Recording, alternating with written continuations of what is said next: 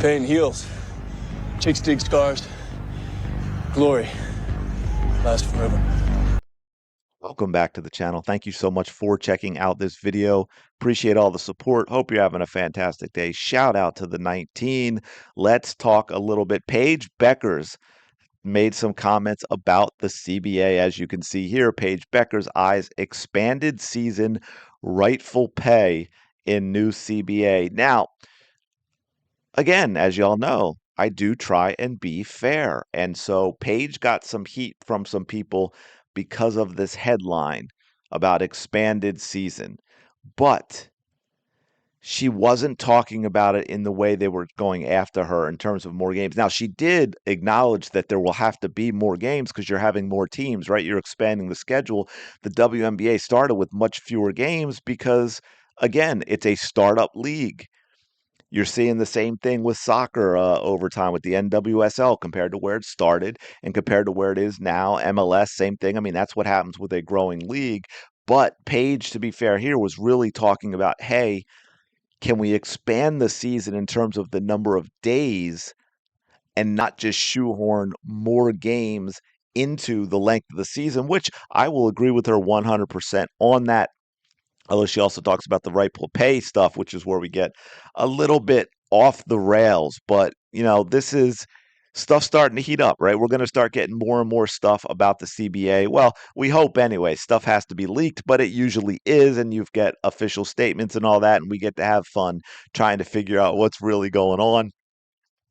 The new collective bargaining agreement comes at a pivotal time for the league as the WNBA is enjoying sky-high popularity, record ratings, a new 11-year, $2.2 billion media rights deal, ESPN, NBC, Amazon. I think there might be some other people in there. I think there's some extra with, I believe it's Ion, right, where there's a little extra that can be on top of this 2.2 billion, I believe. Correct me if I'm wrong. I know there is a structure that way. I think Ion is involved.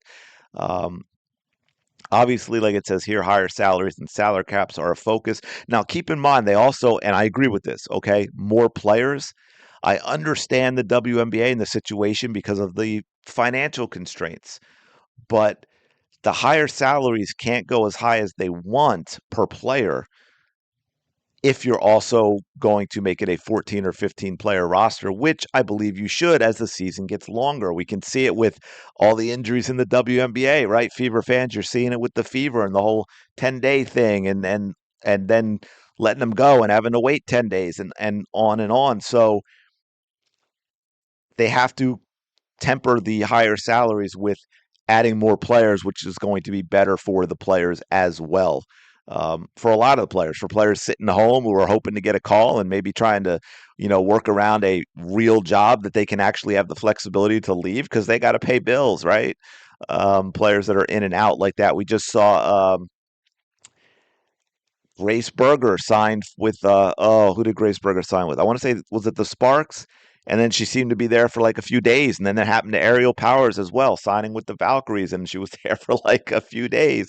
Ari McDonald, now she got lucky in that she got picked up by the Fever again, but she was not in the league, and she had to come play for 10 days or not 10 days. I'm sorry, come play for the Fever until they could fill their roster with 10 players, and then she's out again. And that's crazy. Much rather see salaries not go up as high and have 14 or 15 player rosters. I think that's better for them.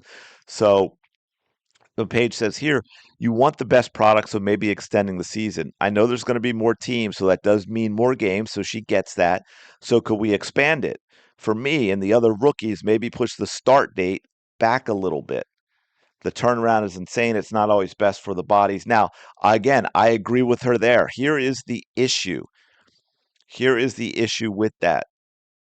If we're going to add more games, she said spread the season out a little bit more. 100%. Now, here are the couple of problems that we run into when people have talked about this before and the schedule. And I've said schedules in all sports are wacky. It's not an easy thing to schedule the logistics of a professional sports schedule with a lot of team and a lot of games.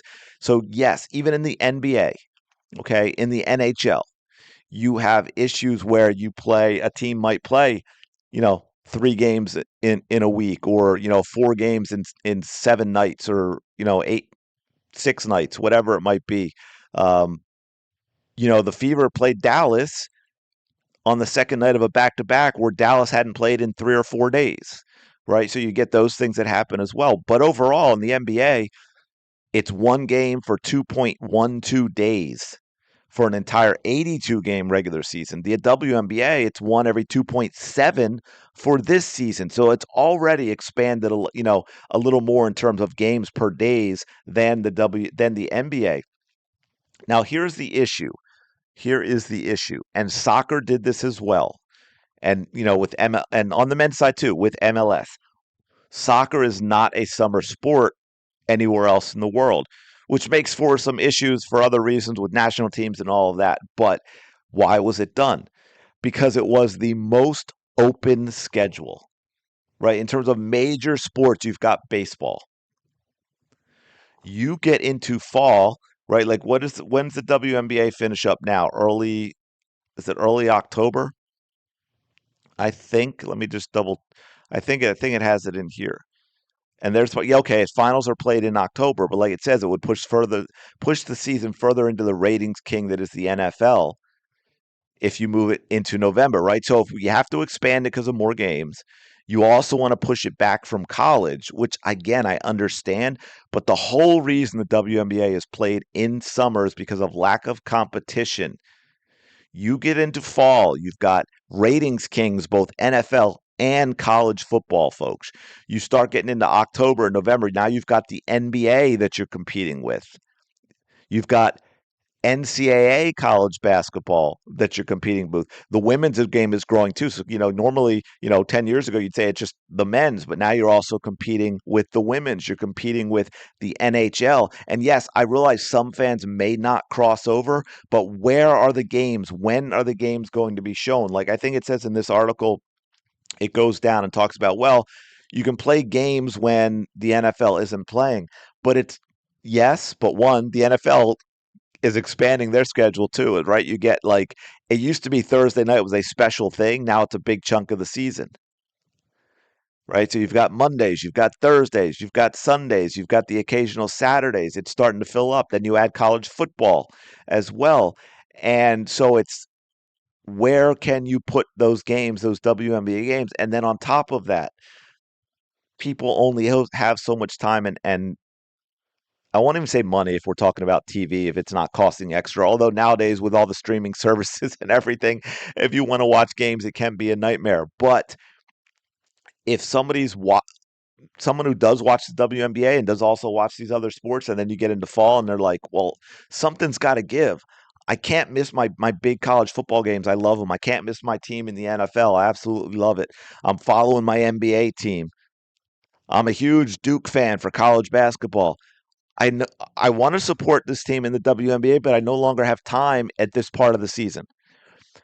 And that's why soccer did it as well. They didn't want to compete not so much with soccer around the world, although I think that's part of it because a lot of people in America watch soccer in Premier League and all of that.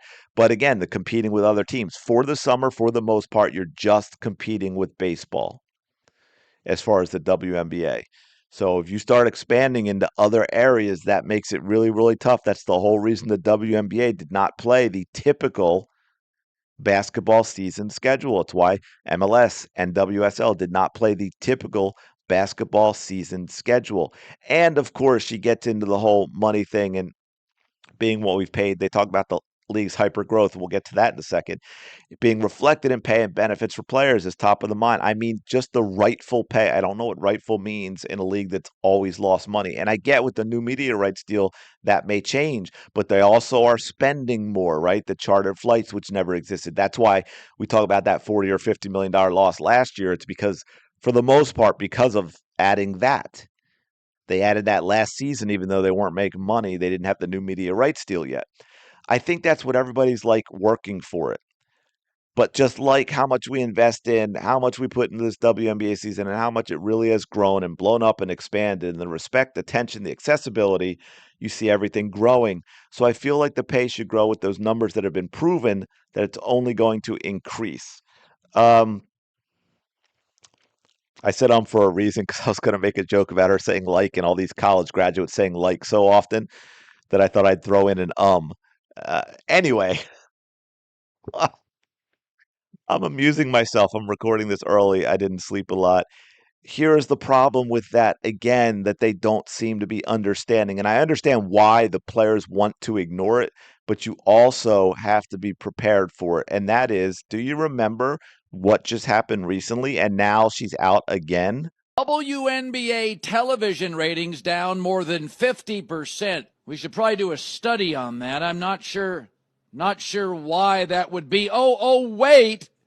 Since Caitlin Clark's injury, ladies of the WNBA, she is the rising tide. She is essentially the sun at the beach. If she's not out, nobody else is. She equals ratings, revenue, and relevance, and those three things the WNBA is dying for. 55%. That's Jordan leaving the NBA.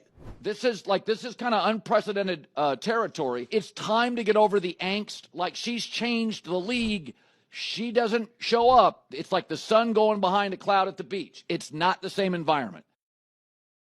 100%, folks. We just saw recently the reality of what happens when Caitlin Clark is not playing.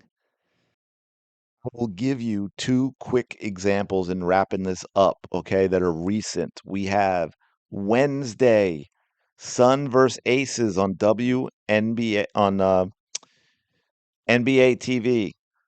See that number? That's 100,000 viewers. This is sub unrivaled ratings, people. Sub unrivaled ratings for the face of the league, Asia Wilson. I don't care that they're playing the Sun. It is the face of the league. People should be tuning in. 100,000 viewers. There is nothing else on this that is that low. Nothing. Miss Pat settles it, more than tripled it. Real Housewives of Miami almost tripled it. I mean, this is absolutely wild. I don't even know what some of these things are, but 100,000, that is the ratings, folks. The NBA draft drew 2 million, and I'll give you one other for live, okay? There were some ratings. Now let's go live because this is a big time game. Liberty, Mercury. Okay, two of the best teams in the league. You can see their their record now. Liberty 11-4, Mercury 12-4. Two of the best teams in the league, 106-91. Let's scroll down a bit. You've got the Liberty, the defending champs, coming to Phoenix to battle, and we're going to go down and down. Oops, let me go. Where did the number go? I had it here for you, I swear. There it is, 12,009. I believe, correct me if I'm wrong. I thought it said it here, but I don't see it. It actually holds about 17, 18,000. I was just scrolling down this. Now they just got a bunch of this other stuff. Um, yeah, that's not good. That's not a good number. I'm just saying. So I get what they're saying about the pay, but we got to be really careful about what's going on with these numbers and the players. Hopefully behind the scenes they're getting it right. But I also wanted to correct because Paige was getting a lot of heat for the expanded season comments, and I didn't think that was really fair. I understand what she's saying, but I also want to talk about why it is a risk and an issue because they will be encroaching on a lot of other sports that do very well with TV ratings, and that could be a problem as well. So anyway, let me know your thoughts in the comments below. Appreciate you so much for checking out this video. Smash the like button, subscribe to the channel, and I will talk to you later.